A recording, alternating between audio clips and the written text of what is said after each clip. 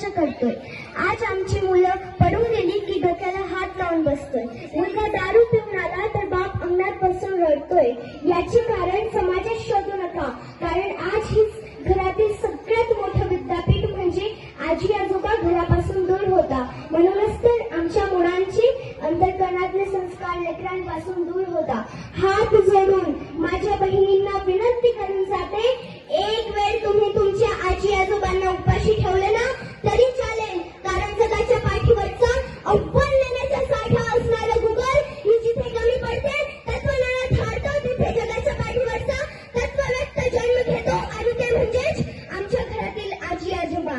आज एकत्र कुटुंबाचा विध्वंस होऊन विभक्त कुटुंबाने जन्म घेतला आणि शहरात गेलेली आई मात्र आजी आजोबांपासून नातवंडांना दूर करू लागली. म्हणूनच तर शनिवार रविवारचा दिवस आला ना की घरातील 5-5, 6-6 वर्षाची लेकरं सुद्धा आपल्या आईचा हात धरतात आणि आपल्या आईला सांगतात, उद्या परवा सुट्टी हाय, पटकन येऊन जाऊ, चल ना ग मम्मी मला माझ्या आजी आजोबांकडे घेऊन. थरथरणाऱ्या काठीला बोर्ड मिळतं बघ, थरथरणाऱ्या काठीला बोर्ड मिळतं बघ, आणि दुःख झालेल्या नजरेला आभार मिळतं बघ. थोडा तिथं प्रकाश करून तिथं एक रात्र राहून चल ना ग मम्मी मला माझ्या आजी आजोबांकडे घेऊन. त्यांच्या खरबरीत हातांना निघतात म्हणती खाकरं, त्यांच्या खरबरीत हातांना निघतात म्हणती खाकरं, पण त्याच हातांनी जगवलीत ना ग कितीतरी पाखरं.